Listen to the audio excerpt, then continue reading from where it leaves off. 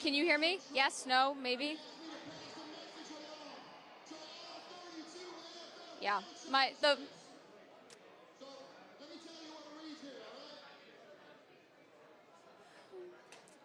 They can't hear me through the phone. Oh, they're not supposed to. They're supposed to hear you through the mic. Oh, can you hear? Can you hear me through the mic? Okay. Awesome. Okay. Okay.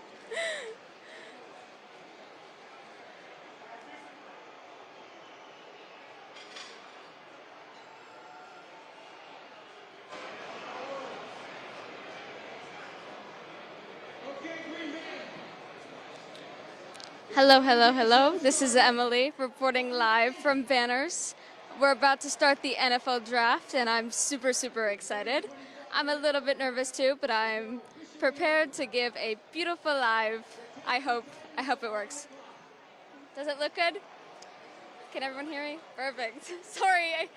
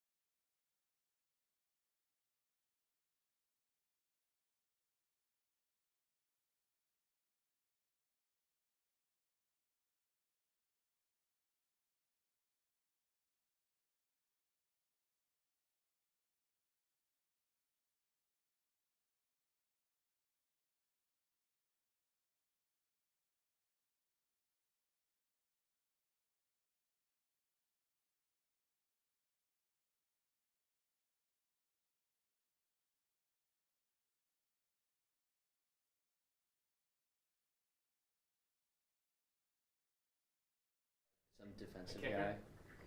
Fucking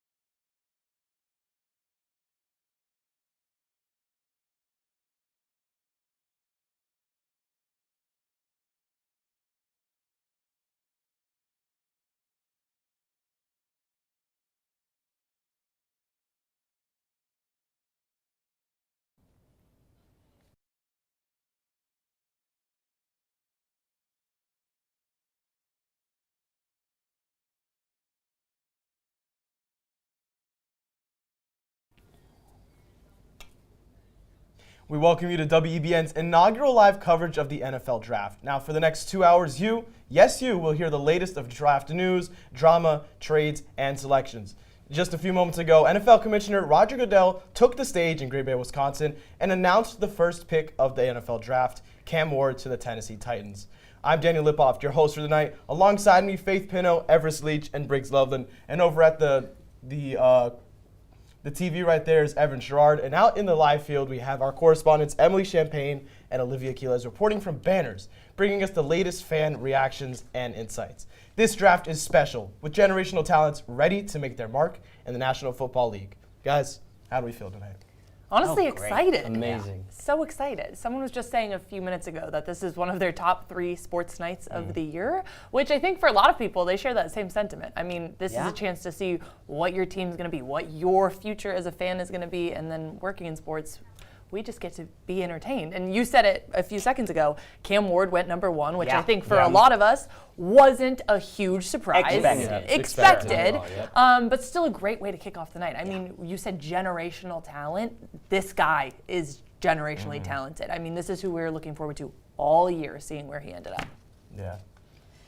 Yeah, I like Cam Ward. I do think he has the potential to be that generational talent, but they're going to have to clean him up a bit. He's not a perfect prospect like we've seen a couple #1 picks be in the past this year, but I think when you're Tennessee and you've been in quarterback purgatory for as long as they've been, and you can go up and get a guy who can make throws like Cam Ward can, Absolutely. it's the pick. 100%. Absolutely. It's huge. I mean, you're going to see his stats in a second. He's throwing 67.2% completion. He, this past season, had 4,313 yards, 39 passing touchdowns, 7 interceptions. I mean, his stat sheet says it's for itself, but his character is also just superb. Teams love him. Tennessee obviously had their eyes on him for a long, long time. They've been in purgatory. They need to get out. This is going to be their guy. I mean, this is their young franchise quarterback that they've been waiting for. And going off of Ever's point, like Will Levis is not going to be the guy to win you football games. So already picking Cam Ward at 1 is just going to make that jump into what Tennessee needs as an offense. And especially, losing guys like Derrick Henry is a huge thing. So having that face of your franchise now is going to be huge for Tennessee, and hopefully, sell a lot of tickets, get some butts in seats, Yeah. and it's a great pick. It's an exciting overall. player for the Yeah. franchise in general. Exactly, and it's a great story. I mean, you said it's getting people into seats. Teams care about sales. He has a great story. He went from a 0-star recruit.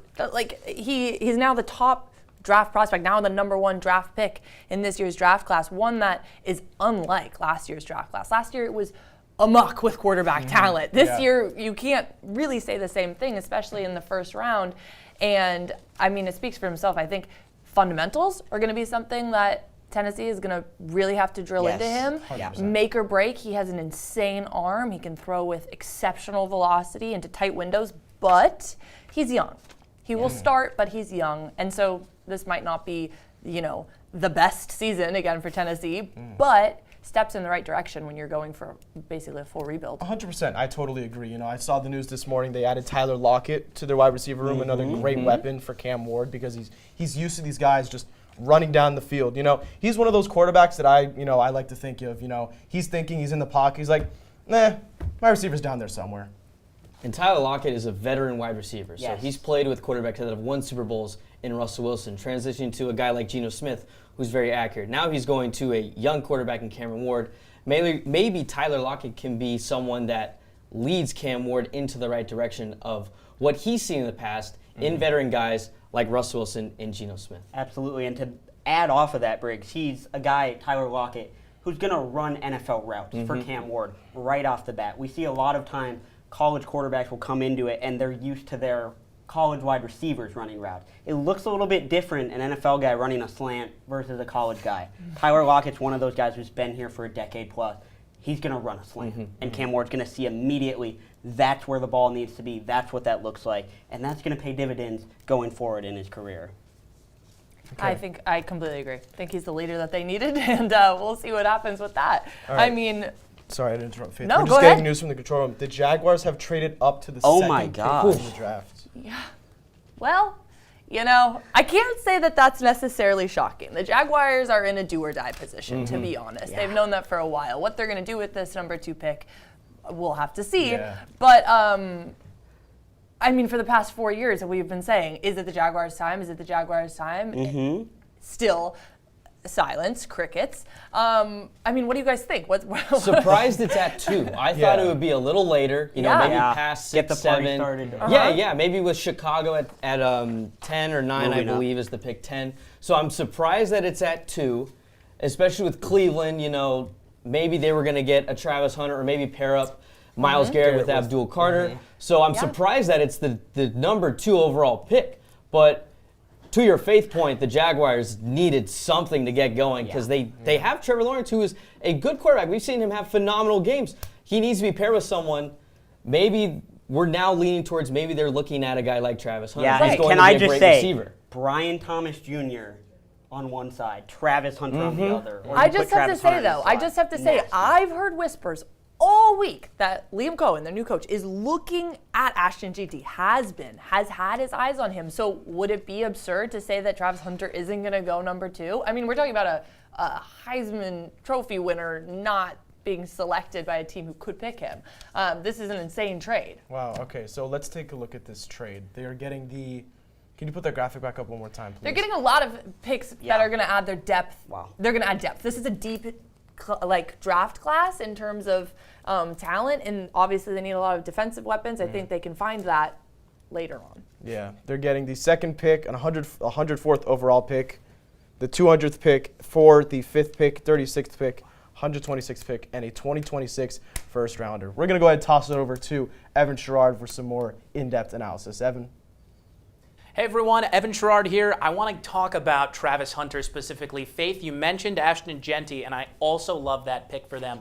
But in my mock draft, I had them going with defensive line. And the Jaguars were in a spot where they were going to be drafting 5th, where they didn't really get the pick of the crop that they would have wanted, because this team's needs do lie not only inside the defensive line, but also on offense. And if you don't get Travis Hunter, there is sort of a drop back between him and Ted McMillan, whoever you want to call your second best receiver. So by trading up, especially by not getting rid of any player capital, the Jaguars are able to get their pick of any position player not named Cam Ward.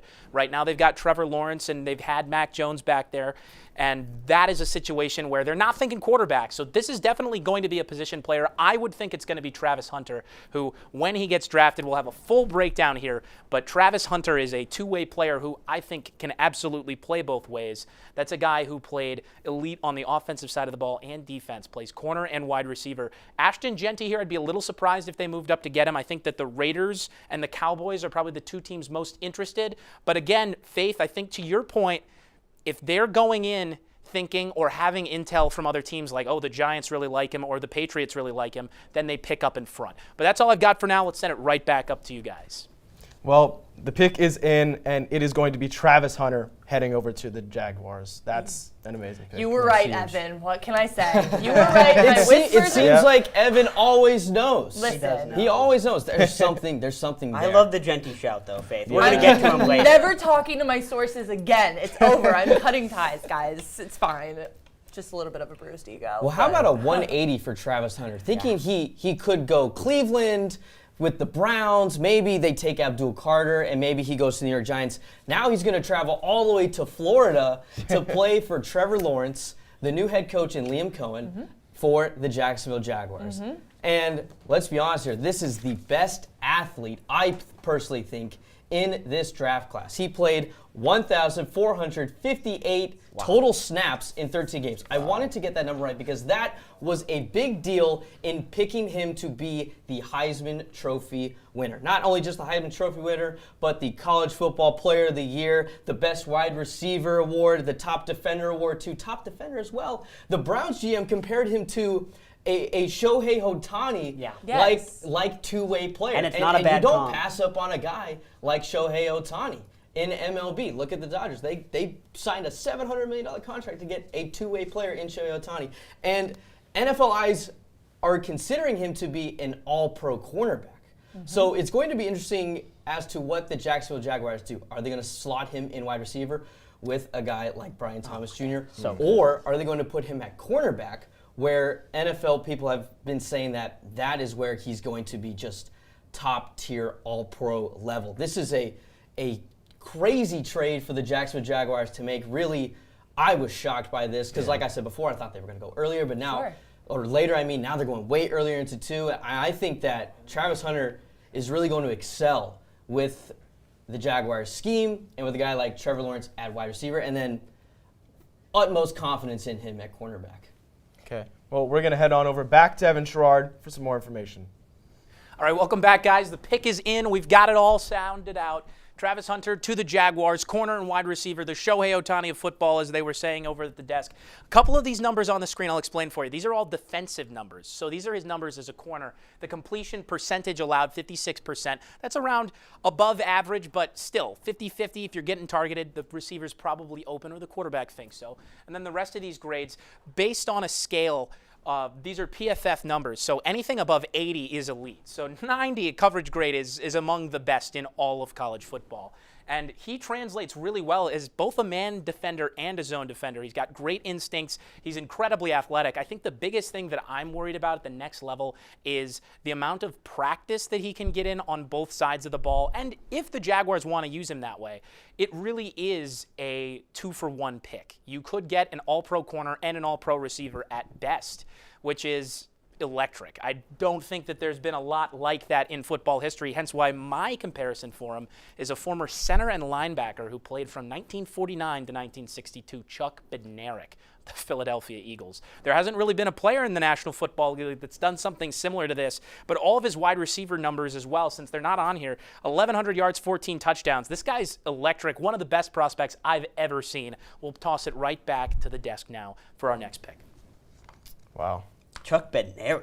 I love it as an I was Eagle. gonna love ask, the is shout. there an NFL player anything like Travis Hunter that we've seen in our lifetime? And I mean, to answer Maybe not. that question, not even in Maybe our our parents' grandparents' lifetime. lifetime. Yeah, I Our was gonna grandparents' say. Maybe, lifetime, not yeah. this lifetime. was gonna But you say. saw those numbers that Evan provided, the grade of being 80 is elite. And you saw 90, 78, 83, 86. This guy is an elite cornerback, and it's really valued in the NFL. So it's going to be interesting, like we said before, what they're going to do with him. I'm really excited for Travis Hunter. I think this is a slam dunk for the Jacksonville Jaguars. Yeah. All right. So we are now going to toss it over to our field reporter, Emily Champagne, reporting from Banners. Emily, what do you got for us?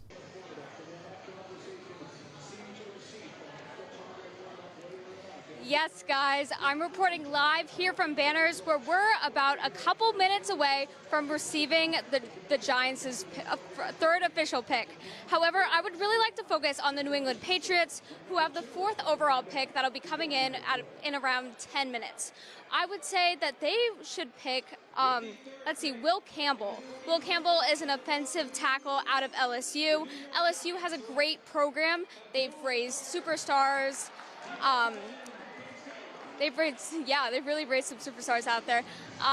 But I really think that something that they should consider is trading down, actually. I think that Campbell has a little bit of a crab-like approach when he comes to being an offensive tackle, and instead I would like to see them trade down, maybe get Shedeur Sanders out there, or even go for someone else, a different offensive lineman, because we all know that the New England Patriots need some help protecting Drake May and being able to get the ball moving, get those throws across, and just to be a more confident football team. But for right now, that's all I have. Fans are super excited. They're waiting for the Patriots pick. They're waiting for the Giants pick. And I'm going to send it right back to the desk. Great insights. Looks like a vibe at Yeah. Banners. Yeah, I'm looks like you're having excited. lots of I don't fun. know. Banners looks chill. I don't know how the Giants are holding up right now. We still don't have a pick that's in. I heard that this morning. Their GM threw a chair across the room. Oh, I heard that that's from awesome. multiple. Yeah, Joe Schoen would. Thank Joe goodness, Schoen thank goodness would. HBO Joe. was not filming this year. Thank Joe, goodness. what's going on? I don't know. It's going to be this is going to be an interesting pick for the Giants. Emily mentioned the Patriots, and we're going to have plenty of time Oh, to yeah. spend Oh, talking yeah. about Especially them. being in Boston. They had the number fans 3 are- pick last year. They got Drake May. Yeah. Great. Yep. We don't know what they're going to do now, but let's take it back to the Giants, because I am just interested in talking about, what do you think is their biggest need? I mean, a lot, guys. Yeah, Like, we need it's a a lot. bunch. It's a lot. Not no slander. Where do we to start? Giants fans, but Where do we there's a start? lot of work that needs to be done. If you were the Giants, what are you doing in this position? I think you have to pick the best available player, and I think it's Abdul Carter. It's Abdul Carter. He's the best Yeah. defensive player in this draft. You have to play it safe, especially with, just how terrible the Giants' year had last year. They had a tough. Just from the offseason HBO show to Saquon Barkley holding up the Lombardi Trophy. Like, you have to go guy. with the My safe guy. option. I think it's Abdul Carter, and that's a great safe option because he is, in my opinion, the best defensive player in this draft class. How crazy would it be if Yeah. they chose Sanders? I mean, It would be. It would be crazy. insane. They don't need wasn't, another it wasn't crazy quarterback? before they got Russell Wilson, but now and Right, in Jameis the fall, Winston. in the fall, it wasn't crazy. Not at but all. now it feels crazy. And for Shedeur, he's like falling back and back and back to Exactly. like Yeah, late I- first round. I don't think taking a quarterback, if it was a quarterback draft like last year, would be seen as a bad move, even with Wilson and Jameis coming in. I think you could still go quarterback. But someone like Shedeur, I just don't think the value is there at 3. I think you've got to, like Briggs was saying, best player available. Well, just like that. Well, folks, the pick is in. The New York Giants are selecting There Abdul we Carter, go. Look at edge that. out of Penn State. Yeah, I mean, we just talked about it. This is not a huge surprise. We could talk about it all day. He is one of the best defensive players in this class. They did what they should have done, which is pick the next best player. It's a trade that I think is a pick that I think is really quite smart. You can add all the offensive weapons you want, not that they have tons, but at the end of the day, if teams are absolutely demolishing you in the backfield, this is what you need. And I mean, look, they improved offensively getting Russell Wilson at quarterback. So they've already improved on the offensive side. Now you're getting a great pick in Abdul Carter. He's going to make a difference on the Giants' front line. Like, this is a smart pick for Joe Schoen and company to make. And I think they're going to really like what Carter brings to the table at MetLife Stadium in a Giants uniform. Yeah, I mean, he's one of the most athletic players in this class. I was just talking before we got on here. There's a stat. Abdul Carter had a sack against Ohio State this past season where his reaction time and his acceleration off the line into that sack, Next Gen Stats measured it faster than any Micah Parsons sack they've measured in the NFL. That's Micah Parsons, guys. I think it makes That's sense. a dog. He's a defensive player, but who's incredibly, like you said, athletic looking. He's long. He's fast. Like, he has all of the weapons you want. I think he also brings an element of star power. He has an amazing personality. All you have to do is check Twitter right now. He showed up to the draft in Crocs, first of all. He showed up in like a sick tux and Crocs. I think there's that kind of star power element that the Giants also desperately need right now. They need to fill up those seats, and it would be awesome to win games. And they may do it with just Jameis Winston alone, because he is just What a must-see personality! TV. 30 touchdowns, 30 picks, baby. Briggs and I had the pleasure 30 of for 30. talking a little bit with Jameis Winston He's in awesome. New Orleans this year, and just what a guy. Oh, just good Great. vibes all around. Super so, personal. I mean, with that guy, like, who knows? Maybe a lot of Giants fans are going to just see what Jameis Winston does on the sideline. And I don't blame him. We are going to toss it back on over to Evan for his insights. All right, guys. So Abdul Carter, you can see the stats on the screen. I'll let you read those. The only thing I'll say here is true pass set rush grade. Just think of that as, okay, how good of a pass rusher he is. Think of it on the same scale. 80 is elite. Well, his is 93. So what do you think? So instead of getting into that, I want to talk about the fact that this guy's a converted linebacker. And what I mean by that is linebackers traditionally play into coverage. They used to be considered middle, left outside, right outside, and those guys, the right and the left, might be in coverage, might be rushing the passer. This guy does both. Abdul Carter played edge and was the best in all of college football last year. Not only is he exceptional off the jump, he reminds me a lot of Von Miller. And I know he's gotten a lot of Micah Parsons comparisons, but Von Miller was someone who was really fast, really good as an edge rusher, but also was really great in coverage. He adds an addition to the Giants' defense that is going to pretty much totally change the way you game plan for them. And that's a team, especially when they were as good as they were last year, which wasn't very, they're going to have a defender who you have to not only game plan for against passing, and here he comes, he's going to hit you right in the face after he beats your right tackle. You also have to go, okay, is he blitzing or is this a fake? And he's going to drop back into coverage, and now a corner comes out. He's off, and you're thinking, okay, it's a linebacker. Well, you forgot the jersey number. You forgot the name on the back. It's picked off going the other way. This guy is someone who really does break your game plans because of that, because usually as coordinators are making their offensive game plans, they're not thinking about the edge rusher who's going to be dropping back into coverage unless it's what they do every play. That sort of versatility opens up the entire playbook for the Giants and can totally change the way that they're going to play defense so they can be more aggressive and be more dynamic, where they don't have to blitz every down, they don't have to drop into coverage every down, because they have skill and speed both at edge and in coverage in Abdul Carter. He's one of the best prospects I've seen as an edge rusher. I'll send it right back to you guys. Abdul Carter, great pick for the New York. Thank you, Evan. Now, the Patriots are on the clock. Yeah. Who do we think they're going to grab it for? The popular pick is Will Campbell, the LSU tackle, but he might have to move to guard. The arm length is a concern at the highest level. Does he have it? We don't know. I think I would prefer going with a guy a little bit further down the board like Armand Membu from Missouri, who is just a more solid, you can slot him in at left tackle, you know he can do it, and he'll be solid there. Rather than, Will Campbell, you have to slide him into guard. That's lost value at a number 4 pick. If you're not going one of those, I think a trade down, some people love the Ashton Genty in play. I say to that, what offensive line is he running behind? Well, Membu would be a great pick, I think, as well, with great value, because he's going to do the dirty work in the trenches. Yes. He's got elite body control, and he's quick on the line as well. I don't think you go either wrong with Campbell or Membu. Sure. Yeah. I think you just have to get a guy on the offensive line for someone like Drake May, who we have seen can be the future quarterback for the New England Patriots. So I think you can go Campbell or Membu. It just has to be one of those two guys. I don't think picking Genty would be the smart decision for the New England Patriots at this point. Greg, I completely agree, because this is what Mike Vrabel has been all about since day one, has been protecting their quarterback, protecting Drake May, because that's what they need. The offensive line is the most important unit in football. You can't just go out there and not have an offensive line. You'll just get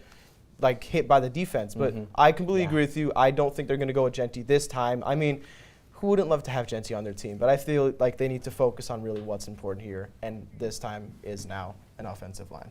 Yeah, and I think that's what the most important thing is. I think there'll be an uprising. Everyone was stoked when they picked Drake May last year, but everyone wants to see Drake May cook. Right. Yeah. Let him cook. Let him do his thing. He can't do it if he's getting sacked every single time. And the last thing we want from him is an injury, and he's not the quickest out of the pocket.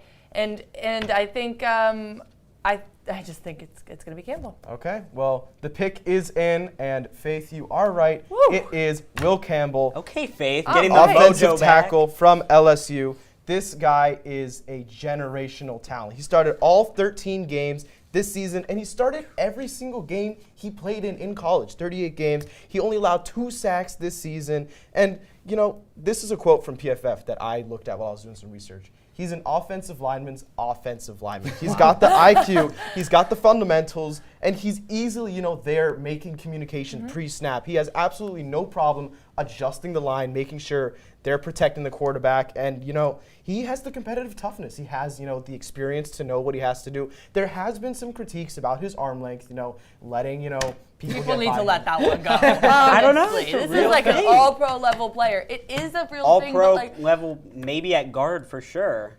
But tackle at this level, we're going to have to see. I'm not saying he can't do it. I just don't know if he's an all-pro I there. think he's And you're also taking him at so 4. quick. I have no doubt that Mike Vrabel is able to identify all of his strengths that outweigh that one weakness, which it is at his position. I think that his speed, his agility, he's an exceptionally high football IQ. You can see it in his reads. I think Completely that agree. he is going to be exactly what the Patriots need. Yeah. And wherever he goes, tackle or guard, the Patriots made the right decision in getting an offensive lineman for Drake May. And we all said it here at the table earlier before the pick was announced. They need to make the smart decision to protect their star quarterback, their future star quarterback, and they did that. So this is a great pick for the Patriots moving forward. Thank God, no riots in Boston tonight. Oh Back-to-back years of making the smart, correct pick, I think. Thank you. Yeah. Yes. Well, we'll toss it back on over to Evan with his insights. All right, so Will Campbell, is he going to play tackle? Is he going to play guard? Where's he going to play? I don't think it matters, and here's why. One of the reasons that I love this pick is his versatility.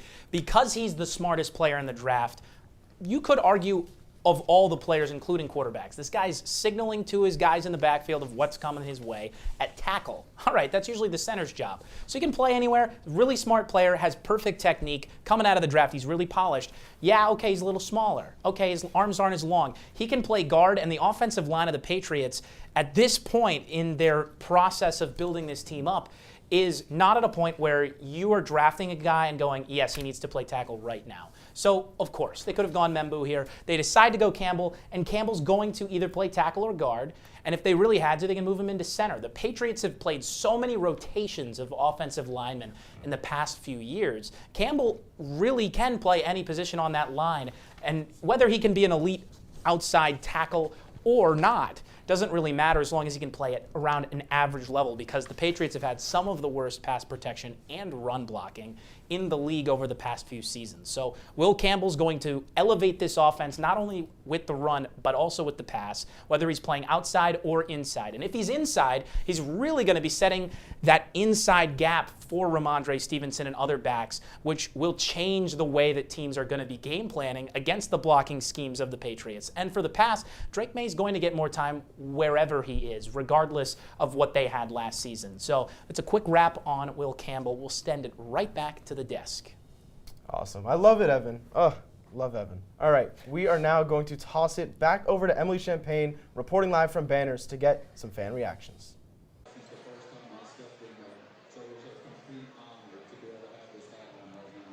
Yeah, it was a little anticlimactic over here when it came to fan interactions and fan response. Most people were just sitting in their seats. I think a lot of people were expecting Will Campbell to be chosen, so it wasn't much of a shock or a surprise when he stood up and he joined the Patriots. However, a question that I now have is, where do the Patriots go from here? Who's going to join the squad? Who's going to improve on what the Patriots have right now? And what is Mike Vrabel going to do in order to help the Patriots?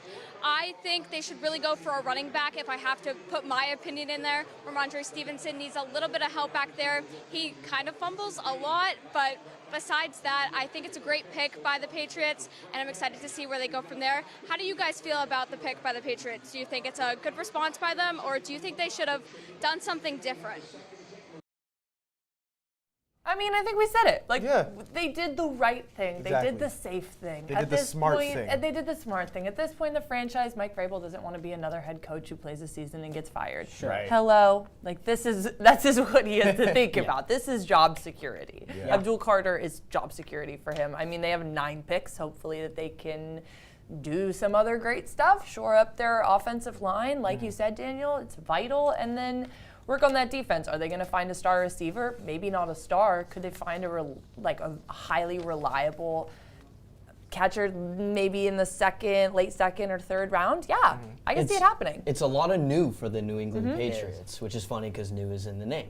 But for the last 20 years, you saw a familiar face at quarterback. You saw a familiar face at head coach. You saw a familiar face on the defense. So it's a lot of new, but it's a lot of exciting new. So I think you're really going to see this year that the New England Patriots improve greatly from last season, and I think they're making all the right steps into making a culture-setting program because they had that culture for so long in Bill Belichick, and it let it slip. It went away, exactly. It went away, and now with Vrabel coming back, a former Patriot, former Super Bowl winner for that team, like he's done it at Tennessee, and I think he can do it in New England. And this first year is going to be the right step in that direction. Yeah. Well, we're going to head on over to a commercial break. Stay tuned. We'll be right back. Do you love sports? Then you should know about STEM. Because maximizing nutrition, analyzing peak muscle performance, calculating the perfect shot, and more are all made possible by science, technology, engineering, and math. In fact, there are more careers than ever in sports science. So if you have a passion for sports, then think about getting involved in STEM and improve everyone's game on and off the field. Get inspired at SheCanSTEM.com.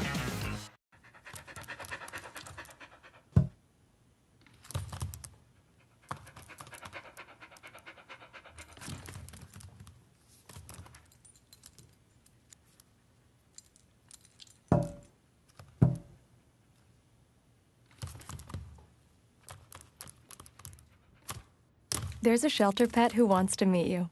Meet one today. Visit theshelterpetproject.org. Adopt.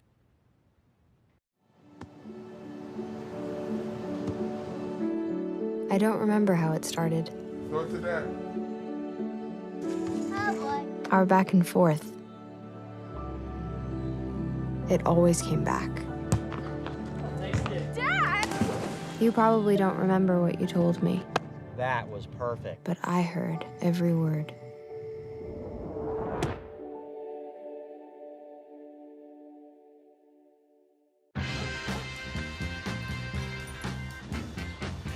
When we adopt a shelter pet, we discover they're a unique mix of all kinds of things. Come on, Drew, spot on this last one. There it is.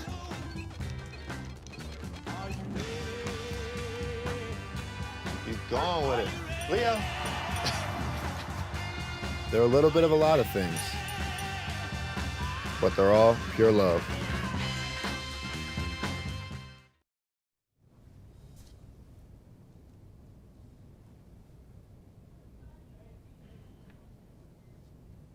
Welcome back to the 2025 NFL Draft live coverage here on WEBN Boston. Guys, I want to talk about the Raiders.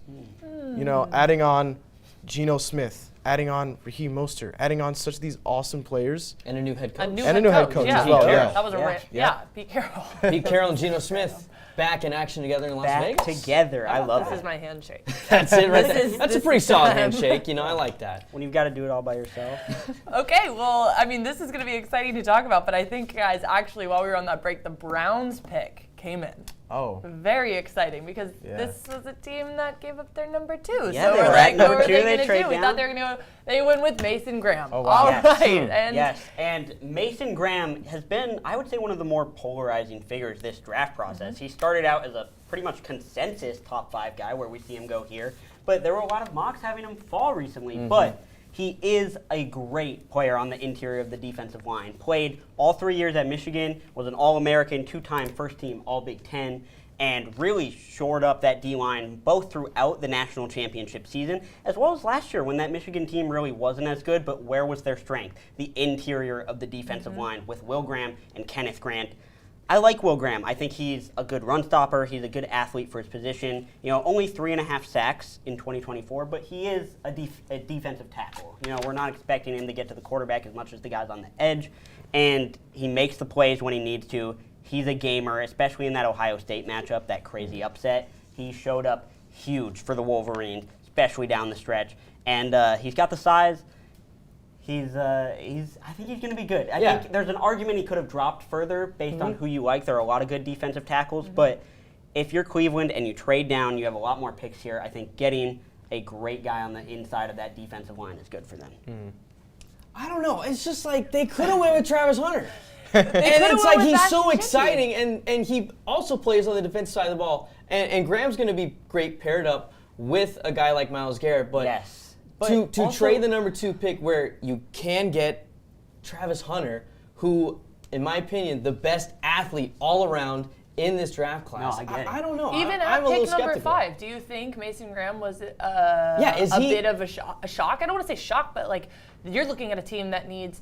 I know people don't want to take like a wide receiver unless they're an insane generational talent in the top 5. I get it, but like you need so many things. I don't know.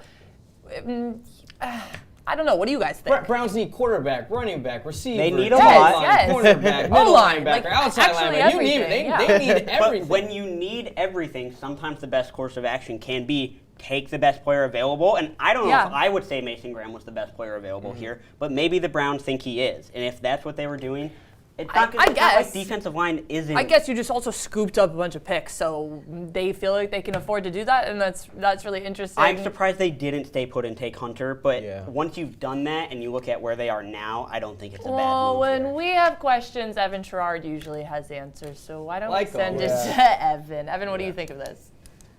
I love it, and here's why. So I had Graham going 5th overall to the Jaguars when I did my mock draft. He still goes 5, but to the team who traded for this pick. The Browns get him, and to me, this is going to be a really scary front to play week in and week out. That front 7 now, adding Mason Graham to an already good unit. This was the best defense in football just 2 seasons ago, on par with that Jets defense. If you don't remember, too long ago, they were an elite defense.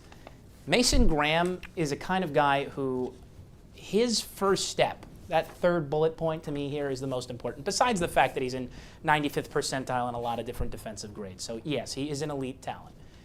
His first step, usually when you're thinking of a nose tackle, they're there to fill the gaps, to stop the run.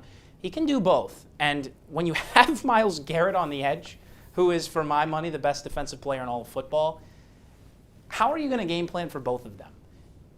Thinking from an offensive coordinator's perspective again, to be able to stop Mason Graham and Myles Garrett on the same play is going to be next to impossible.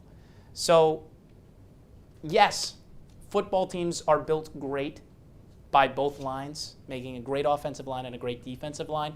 But Mason Graham is joining a unit that's already really good. And when the Browns were in the playoffs a few years ago, their defense was really good. They want to get right back there. That's what they're doing here. And this also allows the Browns to run a more versatile scheme with their noses. They didn't have the most versatile tackles last year, so they had to focus so much on exterior pressure. How did the Eagles win the Super Bowl? They had the best team in football, but their defensive line, every single player, you had to worry about getting to the passer, whether the pressure was coming from the inside or the outside. The best way to stop great quarterbacks is with interior pressure, because exterior pressure you plan for, you pick up. If your center loses, you're done. And that's exactly the kind of player that Mason Graham is. He can blow up the center. We'll send it right back to the desk, but Mason Graham is an explosive defender. Watch out if you're in the AFC North. Thank you so much, Evan. Guys, how do we feel about that? Well, Evan kind of just sold me, but he also has a tendency sold to me do too. that. I'm still a big Travis He's a Hunter great guy. seller. But Right? now I'm waving my I'm white like, flag. You know what? Yeah, Evan did a great job. Round of applause to Evan again. That is how you stop a good quarter. I'm like, that's true. Evan Yeah. was right. This guy's really smart. Huh. Especially when you consider, like Evan laid out, Myles Garrett coming off that edge, who you already have to double team every play, and then you just let Mason Graham go to work inside, and you have immediately one of the best defensive fronts in football. If Mason Graham turns out to be the player, the Browns clearly think that he is. I'm really curious about what the fans think about all of these, though. Yeah, so we're going to toss it back on over to Olivia Quiles, who is in Banners, to get some fan reactions. Ooh.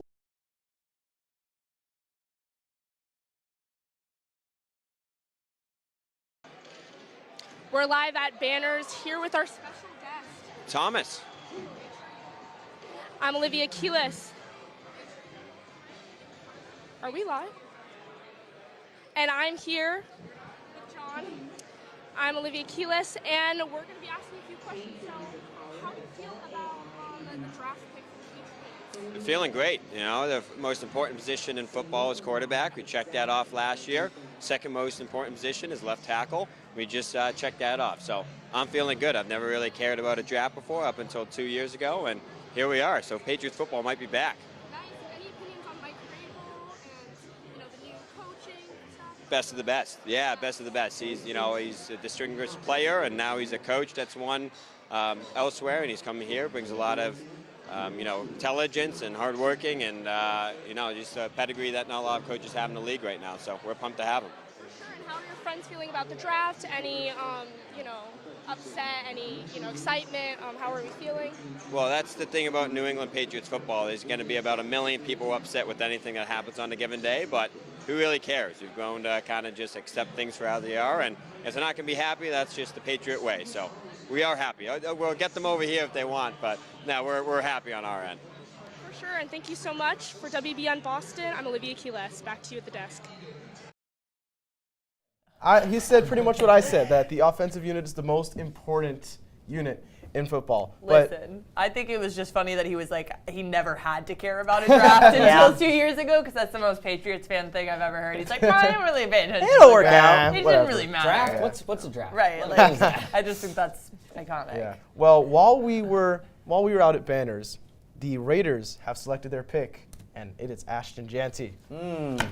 I don't want to There say he I knew is. it, but I don't want to say I knew it, but I felt There like I he knew goes. it. Well, this was the popular mock pick for a long time leading up to it, and then it started to creep into Ashton Jeanty even going to the Patriots at 4, or the Jaguars sticking at 5 and taking him.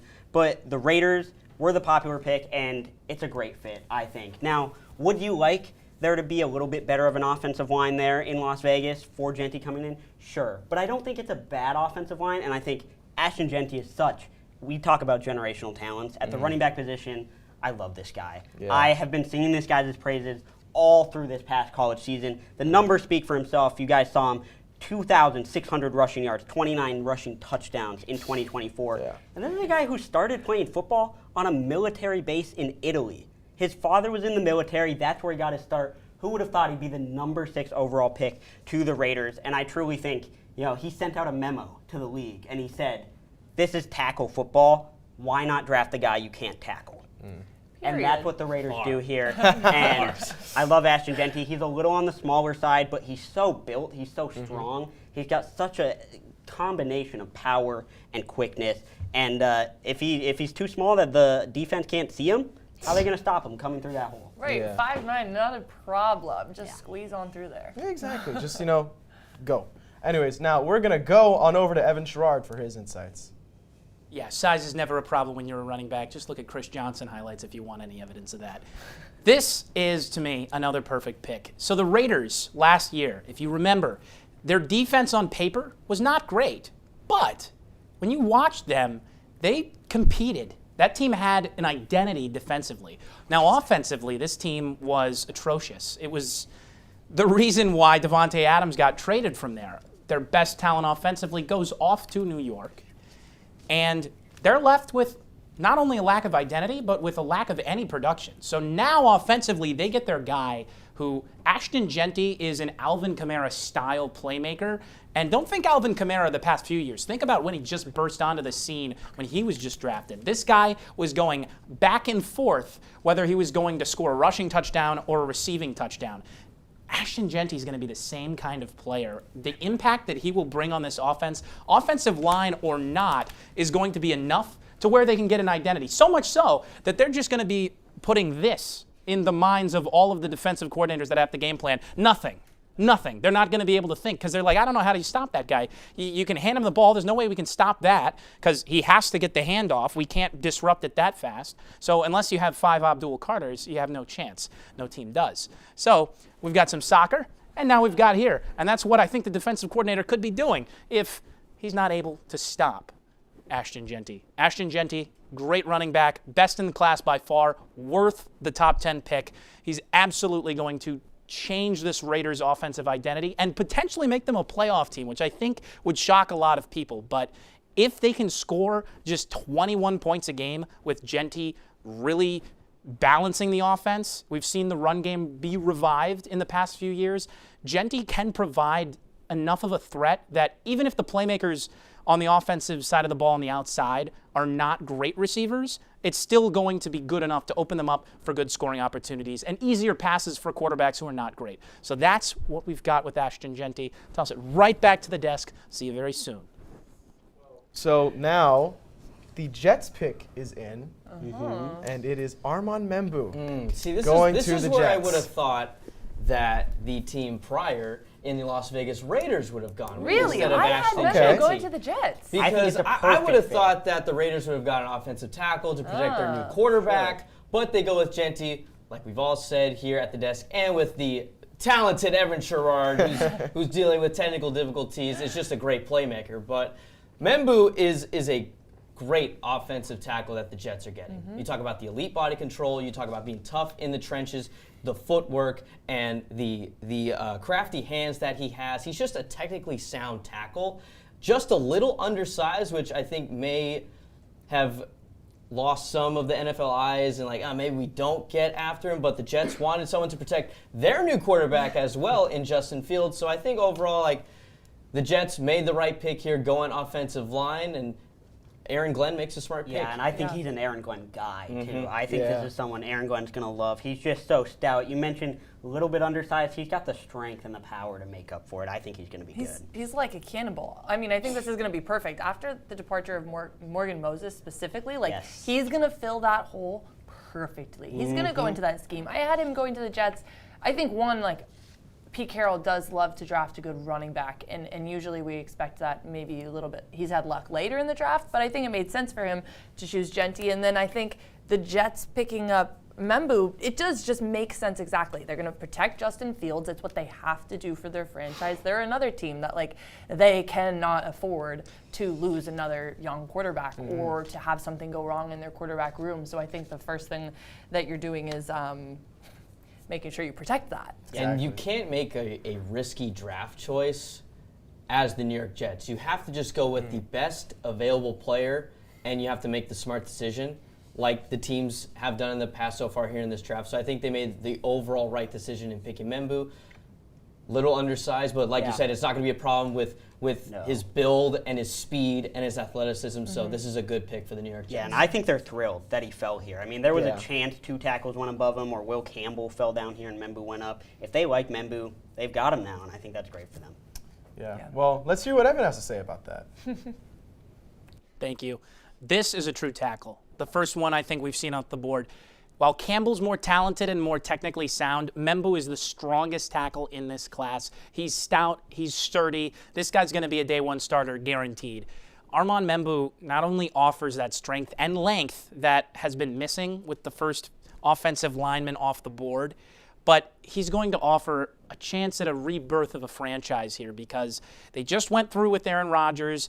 They thought they were going to be Super Bowl contenders. It kind of fell apart from within. They had a lot of problems with personalities. They start over here and grab a cornerstone of an offense, which not a lot of people love because it isn't sexy, but you get a tackle, a left tackle who's going to anchor that side. So no matter who's lining up under center, it's going to be an easier ride than it would be without. And this team does have really good offensive weapons in the wide receiver and running back game. So this is going to just make it easier for them to get the ball to their weapons and to execute. Execution does come down to knowing the plays and running the right route and making the accurate throw, but it's impossible to execute if you don't have time to throw or an area to run. So this guy makes it a little bit easier for everybody, and Armand Membou, for my money again, is the best true tackle on the board. This is where I expected him to go. The Jets make a great pick. It's a safe pick, but I think it's going to be a pick that's going to pay them dividends. Much, Evan. We are going to toss to a commercial. We'll be right back. Do you love sports? Then you should know about STEM. Because maximizing nutrition, analyzing peak muscle performance, calculating the perfect shot, and more are all made possible by science, technology, engineering, and math. In fact, there are more careers than ever in sports science. So if you have a passion for sports, then think about getting involved in STEM and improve everyone's game on and off the field. Get inspired at SheCanSTEM.com.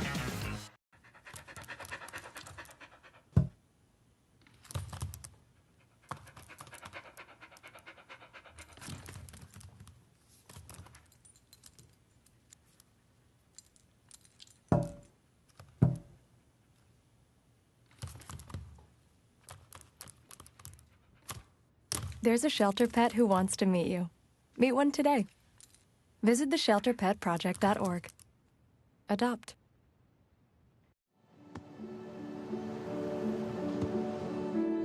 I don't remember how it started.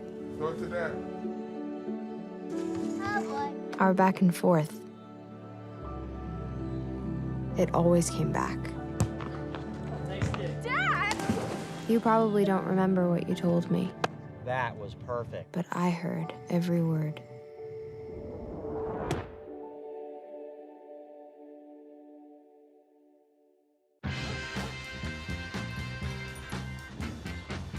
When we adopt a shelter pet, we discover they're a unique mix of all kinds of things. Come on, Drew, spot on this last one.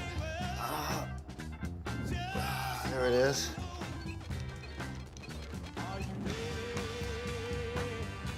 Keep going with it. Leo. They're a little bit of a lot of things, but they're all pure love.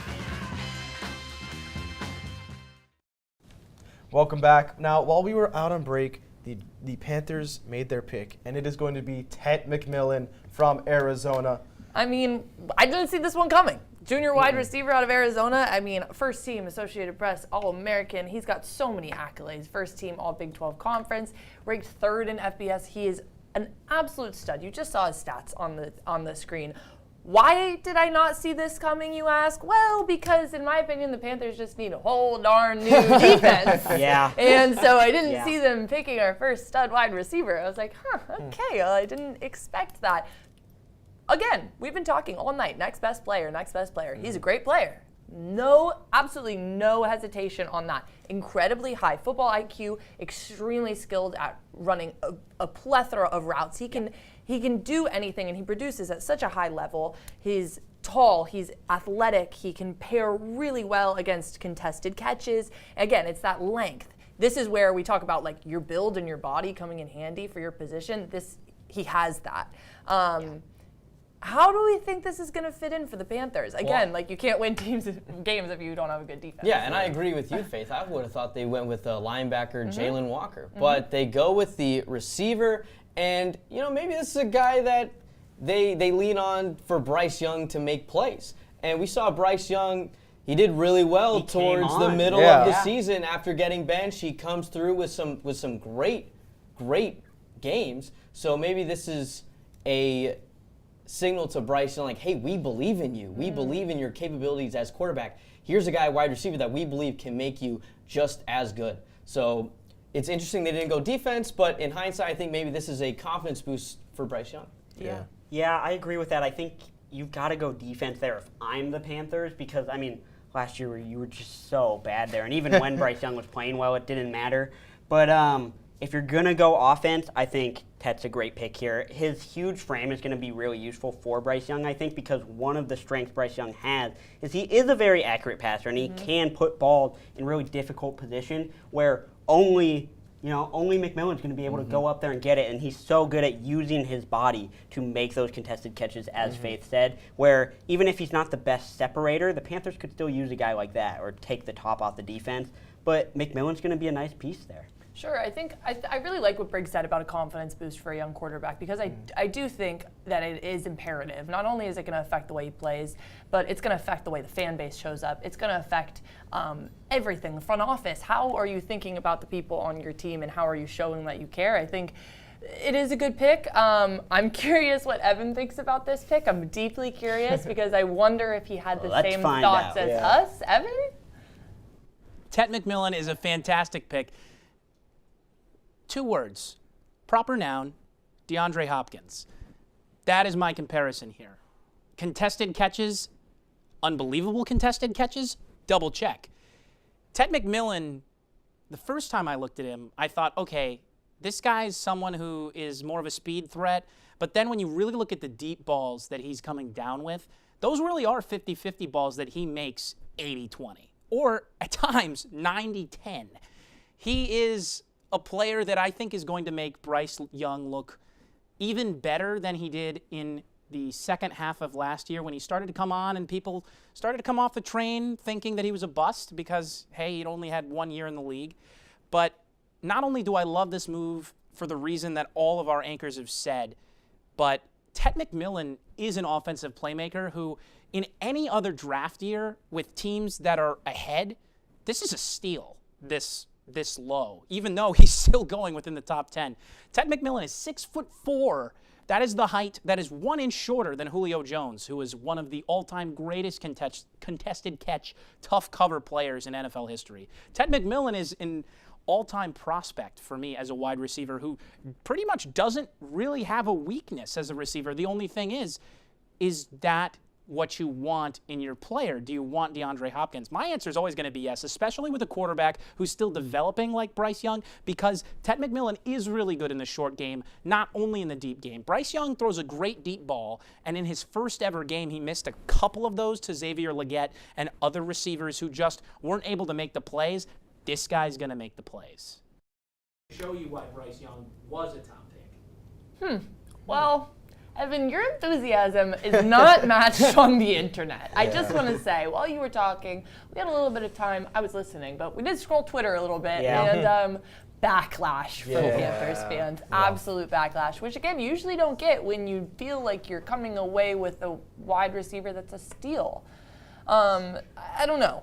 I'm just going to put it out there. The public doesn't like it. Yeah. Well, Speak with for the the people. next pick in the draft, the New Orleans Saints are choosing Kelvin Banks Jr. Okay. Who had it? Anybody? I didn't. I really didn't have Kelvin Banks going to the Saints. Honestly, they need a lot of things. They need a quarterback. They need an edge. They need an O-line. They need a cornerback. I was talking earlier, I thought that they were going to trade this pick. I did. Because the Saints are a team that it's like, they're not a piece away from really being a playoff team. No. They could see that pick and maybe try to get a player out of it or get more picks into the future. True.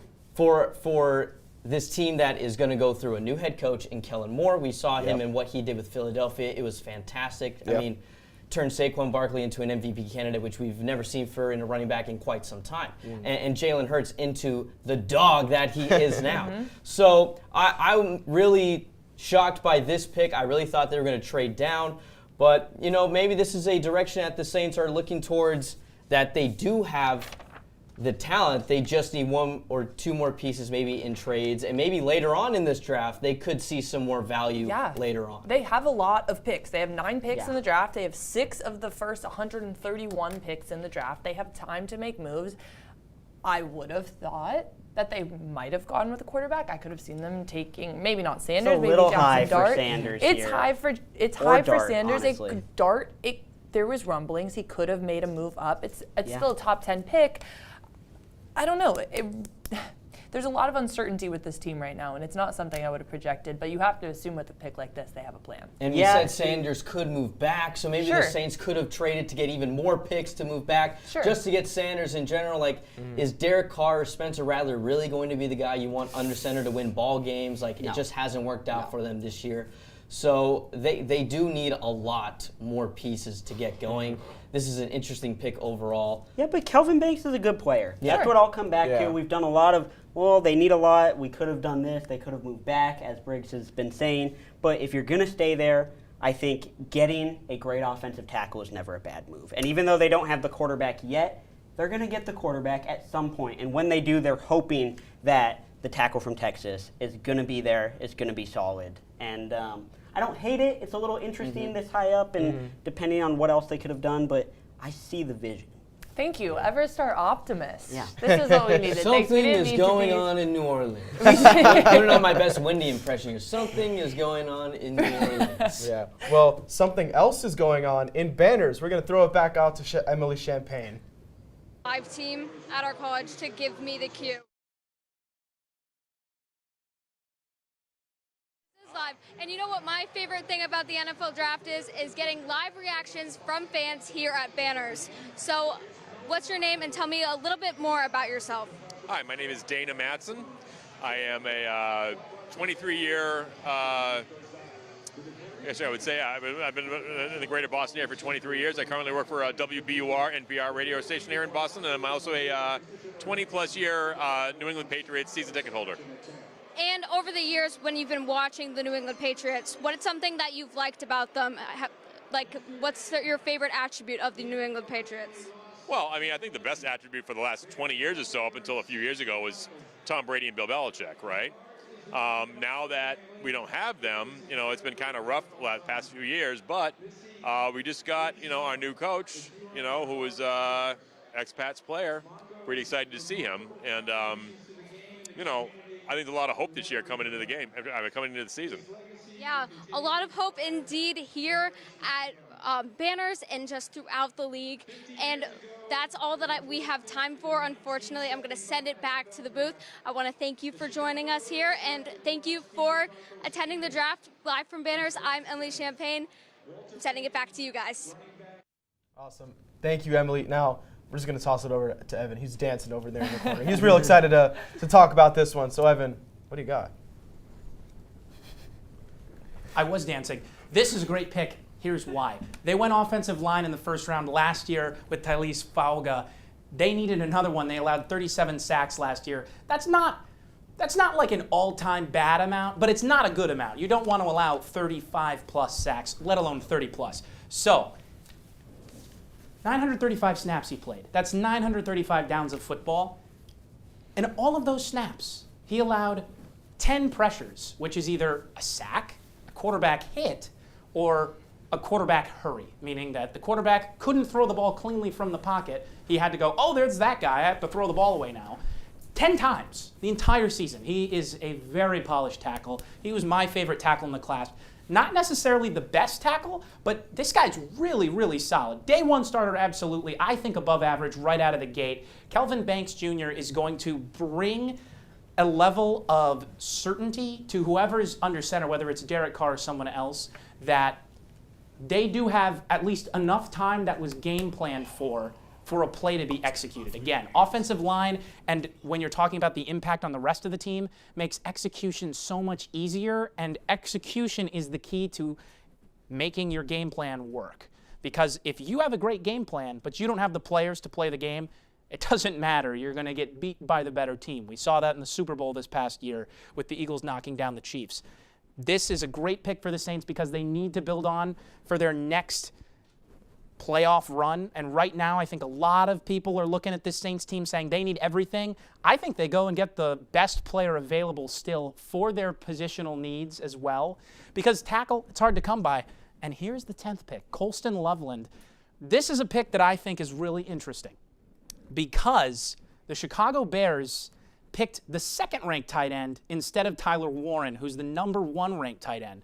Now, Loveland is a secure catch guy, went to Michigan, and he's not the flashiest playmaker as Warren was at Penn State. But I think we're going to toss it back to the desk, see what they hear about it, and maybe I'll get a little bit. Let's go, guys. Listen, you don't need to. No hate to Briggs' brother, okay?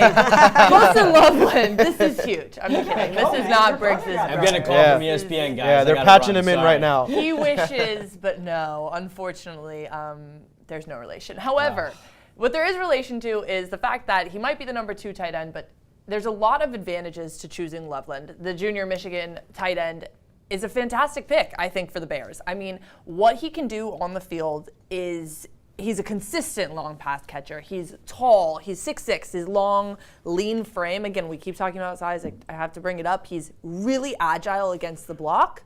He can get around blockers easily. He's able to secure tight passes and tight coverage situations. He was a finalist for the John Mackey Award, which was given to the best tight ends in the nation. And there are concerns over medical things. He missed some time in 2024 for a shoulder injury, but his stats speak for himself. He has great character off the field. I see him being a great fit in Chicago. Everest, you're raising your hand. Do you object? No, I don't object. I do wanna butt in here because, as Evan kind of alluded to, Tyler Warren is the sort of consensus number 1 tight end in this class. And while some people may be shocked that why are the Bears going Loveland over him, Tyler Warren is that number 1 tight end because he can do so many things. He's a Swiss Army knife. And while I think Ben Johnson, who made his name as a creative play caller, could have used that, there's a strong argument Colston Loveland is a better pass catcher, third down, run a curl, catch it in tight coverage, move the chains. And I think that's something that a guy like Caleb Williams, who struggled maybe a little bit more than we were expecting in year 1, could really need. He loves to play off schedule at times. Loveland's a guy who's going to be there right when he needs him, on those third down, moving the sticks. And I like the pick. You know, Warren is the flashier name at tight end, but Loveland is really, really good. And I saw some things coming on that he might go before, and that's what happened. And a quick point, now Caleb Williams has a full arsenal in his backfield and on the sides, wide receiver and tight end, to really have a complete offense too with Loveland at tight end. Unfortunately not my brother, but that's neither here or there. Is this, just a quick question, is this now like going into this season a kind of no excuses season for Caleb Williams? He had his rookie year, he started, he did better than some people thought, and now, like you said, he has a little bit of a built-up arsenal. He has a lot to work with in the backfield. He excels at throwing those long passes. Is this going to be a better situation for him? I think it will be, but I think if he does struggle, it's a more like, you know what, it's his second year. Okay. Like, you need to give him maybe one more year, that third year. A little more time. Like, you can't really buy into the second year of, oh, he's still struggling, like he's a bust. I think maybe if it comes to he does not perform well this year, I don't think that will happen, but if it does, I think that third year will really be like the make or break, like he needs to be the guy. Yeah. All right, well, let's toss to Evan for his top 10 recap. All right, so here are the top 10. I want to touch on Colston Loveland one more time. Very quick point here. The Bears want Loveland to be their Travis Kelce to Caleb Williams in the Patrick Mahomes role. That is exactly what this pick is. Warren is the explosive playmaker. Loveland is the safer pick, the smarter player who's just going to find a hole in the zone and stop down. As Everest said earlier, he finds the hole on third down. That's their go-to guy. What was the thing that was missing from Caleb Williams on all of those third downs where the Bears' drives ended? That exact guy who's, all right, where's my safety valve? That's what Loveland is. Now let's go through the rest of the top 10 here. We got Ward, Hunter. You can see the rest of them here. If you can't see on the right, we got Genty at 6 to the Raiders, Membu to the Jets, McMillan over at 8 to the Panthers, Banks Jr. to the Saints, and then Loveland again to the Bears at number 10. Overall, this is a pretty solid first round. I like the top 10 picks. Really, for every team, I can understand where they're going here. I was a little surprised by Loveland at 10 at first, but really, except for maybe Tet McMillan, who, granted, I said, this guy's a steal. Yes, but the Panthers do have the 32nd ranked defense, which there are only 32 teams in the NFL after last season. So I was thinking they would go interior, maybe get one of those interior linemen that we were looking at to fall to them, but instead they decided to go wide receiver. Rest of this board, I think, bigger thing to note, the Raiders, I think, is going to have the biggest identity change with this first top 10 pick here, having Genty moving in at 6. He's going to help out an offense that really just hasn't gotten going. So overall, top 5, if you missed the beginning of the draft, the Jaguars did trade up. The Browns originally had the 5th pick. They traded a bunch of draft capital. No players involved in that trade. And they went up and got their guy, Travis Hunter. And it says cornerback over there, but if you're unfamiliar with Travis Hunter's game, he's a two-way player. Kind of like Shohei Ohtani if you watch baseball. I compared him to a guy who played two ways back in the 40s, 50s, and 60s, Chuck Bednarik of the Eagles. This is a guy, the last that I can remember, that played two ways. It's not really been seen in football, so there's another storyline for you. This is our top 10. We're going to send it right back to the draft at the desk. So we're going to head to a quick commercial. Up next, the San Francisco 49ers have the 11th pick. Stay tuned.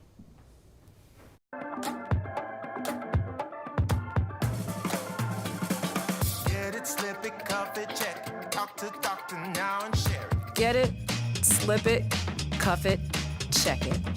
High blood pressure silently affects millions of Americans. Staying on top of your blood pressure is as simple as these 4 easy steps. Self-monitoring is power. Visit manageyourbp.org to learn more.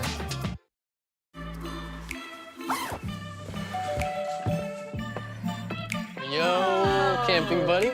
Okay, you guys ready? Dude, I thought you were driving. I thought you were driving. Oh, I never said I was driving. I definitely can't drive.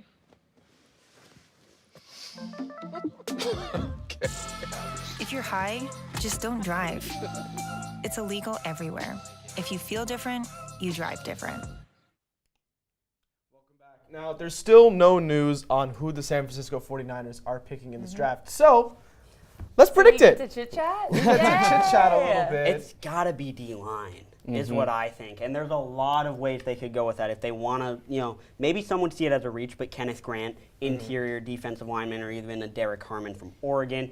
Or you go edge, and there's a bunch of edge guys, whether it's Mykel Williams from Georgia, whether it's Jalen Walker. Jalen Walker. I think they may go a guy like Walter Nolan.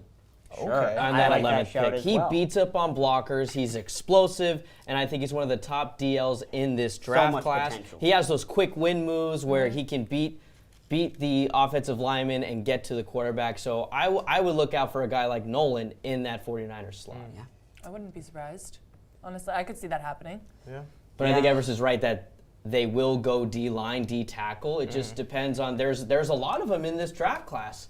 And you can't go wrong with any of those guys that we've mentioned here. But because there's a lot of them in this draft class, and this is something that we're running up against again, is that all of these teams so far, we've been like, bro, they really need defenses. Like, they really need to shore up their defense. And half of them haven't. Sure. And look at the Panthers. You can say that that's because there is so much depth at defensive tackle, for example. Like, there is so much depth that it's like, well, we can save that for second round.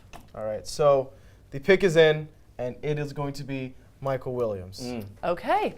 There it is. Wait, did anyone predict that? Any of you guys predict that? I think I mentioned him. Okay, well then you can take credit for that. I sure Everest. didn't predict it. I was dead wrong. I'll give you the credit. Briggs. Mykel Williams, he's a really good player. I mean, coming from Georgia, he was born in Columbus, Georgia, homegrown there, played in that system, which has produced so many great college defensive linemen, linebackers. Their front seven has been amazing for years. He's productive. 5 sacks, 2 forced fumbles in 2024, 9 tackles for loss. And one thing that I love about this guy, he's so young. He doesn't turn 21 until June. So he's going to have a lot. Yeah, no.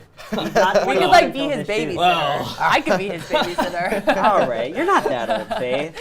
But no, Mykel Williams, there are a lot of different directions that the Niners could have gone if they did want D-line. I loved the Walter Nolan, the shout-out. Yeah. But going edge here, I think this is a guy they clearly like, and he can rush the QB and play the run, which is a really big skill set to have as an edge, especially already coming into the league. A lot of guys don't have that. They have to develop that run-stopping ability.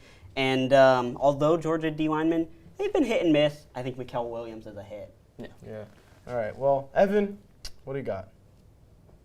All right, so these are the numbers we got. Very simple over here. Sacks, tackles for a loss, and forced fumbles. You can see them over there from the last season in Georgia. You have so many great defensive interior linemen that you can pick in this draft. I love all of the interior in this class. I had him dropping to the second round because I liked some of the other guys better, but that does not speak to the quality of talent that he is. in a thin class, this guy's top 10, and he's just outside of it right now. But this is a defense that was considered to be like a swarm of bees when you snap the football, and then it's like, all right, everybody's around me. How are there so many red jerseys in the backfield so quickly? The 49ers thrived with Nick Bosa and other players on that edge, and also in the interior. This defense last year was a lot weaker than it had been in the past. It's a defense that got Robert Saleh such a great job over in New York and touted as one of the top head coaching prospects that year he went over. This defense does need a little bit of a pickup, and I think interior is a great place to start, because not only are you going to get those chances against the run that you need to make, and the 49ers were not good against the run last season, which was a major, major issue with why this team fell back so much. Yes, injuries too. The offense struggled. Great. But defense wins championships. It's a tale as old as time, and it's always tried and true in the NFL. This guy is a strong player who, whether he becomes more of a rotational player or is a star in the league, like Everest said, Georgia players can tend to be hit or miss at the line position. He's going to have already coming in with a lot of experience against top competition in the SEC, playing at the highest level with a lot of pressure. This guy is a great fit in San Francisco. And I think that Kyle Shanahan might have a comeback season in store with the San Francisco. So, well, thank you so much, Evan. And now, in the 12th pick of the draft, the Cowboys select Tyler Booker. Wow. Wow. I like Tyler Booker a lot. Over there, Everest? What? You're right over there. This is a shock. Really? Why? Yeah. Why? Explain.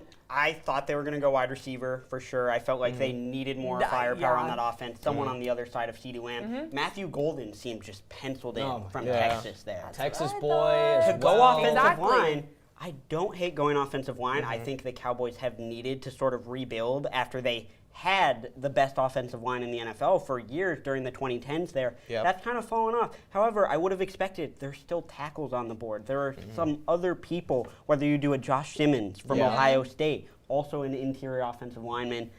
Tyler Booker's a good player. I like him a lot. I would not have expected him to go here at 12.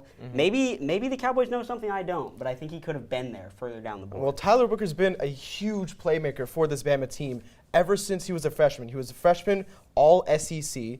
And then his sophomore year, he was a second-team All-SEC. And when he was a junior, right? He's a junior now. He's a second-team AP All-American, a first-team All-SEC captain. He has, some balance and foot issues, which is something that people are maybe taking a look at, but I guess not because they took him at 12.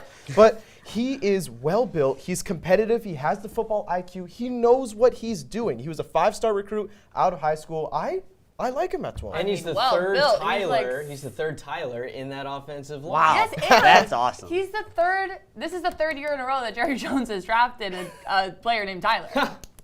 He loves the Tylers. Just saying. Also, He to loves say the he's Tylers. well built is insane. He's like, what is he, 6'5", 320 Yeah, he's a something mammoth. pounds. He's Yeah. a mammoth. And yeah, he's a program guy. He's I like coming him. from Bama, Roll Tide. Just I'm a Bama fan. It just feels fun to say that. And he's going to be competitive. I think in Dallas he'll do well. I think fans will really like him. I think he'll fit into this scheme. I'm not sure. I also thought they were going to pick a wide receiver. Yeah. I thought they needed somebody to take a little bit of the attention off of CD, but I mean, maybe they know something we don't. They have a lot of picks. There's a lot of draft left. There's a lot, like we said, it's deep. So. Well, what we know is he's a competitor. He's a playmaker. He's a guy that's going to protect the Dallas Cowboys' big money quarterback in Dallas Prescott. Exactly. And that, I think, is what we really should look at here in this pick, And is not they want to only- protect their guy. Not only protect Dak, help that run game out a little bit, which struggled. This is a guy who's really good in the run game. He can get downhill, and the Cowboys did not have it going in the run this past season. They'll look to improve that. Yeah, I'm with you.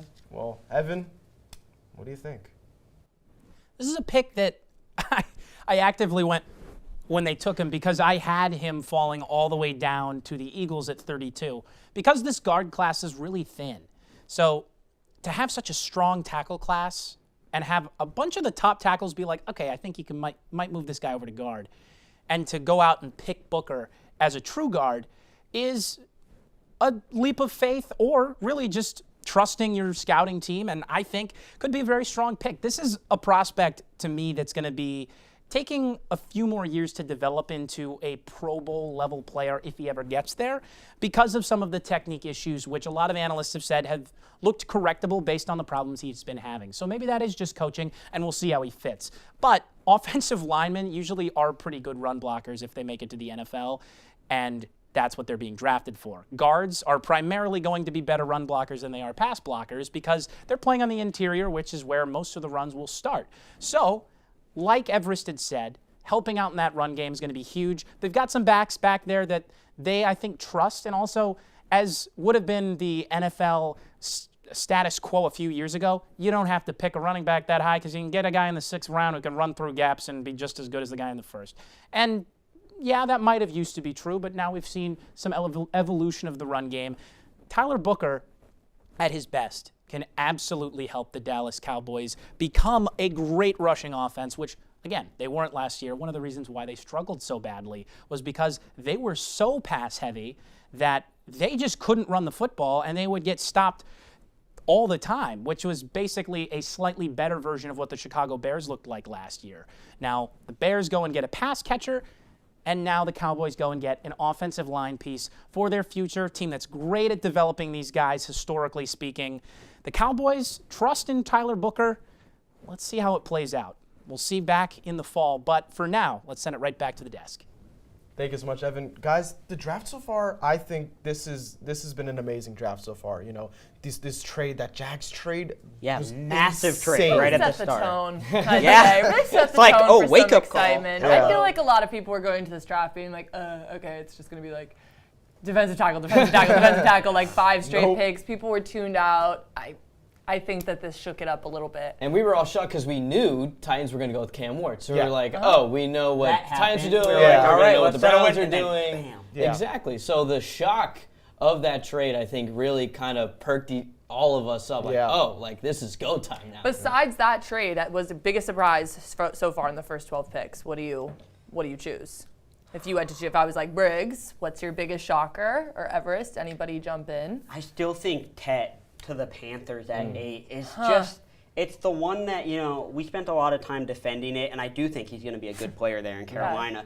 But I also understand the outrage on Twitter that we alluded to earlier. Briggs defended it. Just saying. Yes. Okay, I won't drag us all under the bus. That was I was trying to be positive, but they were 32 in defense last year. Yeah. And there are so many defensive players on the board that you can go with there, or just trade down. You might have still been able to get McMillan at 14, you know, somewhere in there. So I think that's the one that is a little bit of a question mark to me, but what do you guys think? Loveland being picked 10th when Yeah. they could have went with Warren. That was a little surprising, but I'm going to stick with my guy in Loveland. I think that he's a dynamic tight end. He's going to be smart. He has great football IQ. He's going to make the right plays, and he's going to catch the ball with his huge frame that he's got, unlike me. But neither here nor there. Not so I bad think, yourself. Stop it. I think that I'm a little shorter, just a little bit though. But I think his big frame really helps him. Yeah, I completely agree. There was a lot of amazing things that happened in this draft. What are your predictions for the rest of this round? Well, I'm eyeing at question. Pittsburgh going with Shedeur Sanders. Okay. I'm feeling the At same way. quarterback. Yeah, You talk I think about it's one word with Shedeur Sanders is confidence. He exudes confidence out on the football field. He's composed. When the pocket collapses, he can roll out and make a big play, which does hurt him sometimes, but it's a win or lose battle with that. I think you got to really look at Pittsburgh and what they do at the quarterback situation, especially losing both Fields and Russell Wilson. They need someone there under center. It could be Shedeur. I got to back up Briggs with just this one too. I think when you look at what Shedeur Sanders has had his whole life, it's consistency. He was coached by his father. He is consistent. What team in the NFL is known for their consistency more than the Steelers? Sure. And I think that speaks volumes. I think it would be a great pairing. Let's bring back the handshake. It would be like this. And that's my prediction. But I know, Evan, not to leave you out. Evan, what's your prediction? Biggest prediction for the rest of the draft? First round. All right, so we got to recap. I'll get to that in a second. I want to answer Faith's question here. Guarantee at this point, I would want to go, the safest pick here would be Tyler Warren to the Colts. They need an offensive playmaker. Warren's perfect. They've got some wide receivers they still want to trust. Go with Warren there. I agree with Shedeur Sanders to the Steelers. I think that that's kind of a perfect fit with a coach who's experienced, is a winner, and has a team full of players who really do struggle at times with the public perception. And Shedeur Sanders, that's one of the biggest concerns with him, especially at Colorado. Mike Tomlin can handle that easily. He's been doing it for decades. So let's get to the recap. Go quickly one by one here. You can see the top 12. I'll go through these just in case you can't see them. But Cam Ward, #1 overall pick. This one was set in stone a while ago. This is an off-balance playmaker. Doesn't have the strongest arm, but it's NFL ready. He is a guy that's going to elevate this offense, whether they have playmakers or not. It should be a more dynamic offense, should be explosive. Travis Hunter, two-way player, corner and wide receiver. Top talent, one of the best I've ever seen. Look out in Jacksonville. He's going to be electric. Next, Abdul Carter. This guy reminds me a lot of Von Miller. He is someone who can drop back into coverage really quick first step. This guy is the best edge rusher in the class. The Giants defense should be a lot better than Will Campbell. He's a versatile offensive lineman. He might not be playing tackle in the NFL, and if he is, he might not be just as good as you'd expect to draft at #4, but that's going to be something that'll add a lot to this offense for Mike Vrabel. Mason Graham at #5. Adding an interior threat to this already great pass rush for the Cleveland Browns. Ashton Jeanty, a new identity for the Las Vegas Raiders. And then at 7, Armand Membu, best player available here, top tackle, top true tackle, a great pick to kind of restart this offense. Ted McMillan at #8. You decide that you're going to rely on Bryce Young, really go, yeah, we made the right pick a few years ago. He looked pretty good last year. Pro comp for me, DeAndre Hopkins, playmaker in the short range and long range. That's going to be great to improve the quarterback play and the offense despite a 32nd ranked defense. #9, Kelvin Banks Jr. This was my favorite tackle in the class. Might move to guard.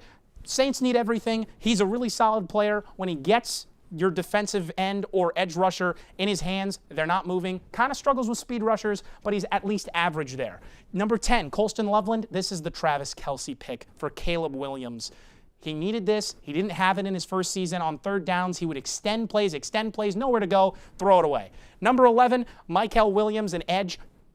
Again, you still have Nick Bosa out there, rejuvenating the edge. They are getting away from this window where they have to pay players. Another lights-out player from Georgia. Look out for him in San Francisco. And finally, Tyler Booker, which was, I think, the most questionable pick besides the Ted McMillan instead of going defense for the Panthers. You have Tyler Booker in a thin guard class going to the Cowboys. That's all we've got right now. Back to the desk. Well, unfortunately, that is all the time we have for tonight. A huge thank you to everyone in the JPC, our executive producers, Kyler Mara, Danielle Dubois, and our field correspondents, Emily Champagne and Liv Quiles, and Evan over at the TV, and you guys. This was an amazing night. Absolutely. Thanks so much, Daniel, Thank for you, hosting. Daniel. What Yeah. a fabulous What a inaugural draft special. Sad to say this is my last time in the JPC, but happy to have ended it all You'll with be missed, you. Faye. Couldn't You'll be have been missed. better to do it for the NFL draft special, Exactly. right? How perfect. How full circle. Yeah. Well, this has been the inaugural NFL live coverage on WEBN. Thank you for watching. Have a great night.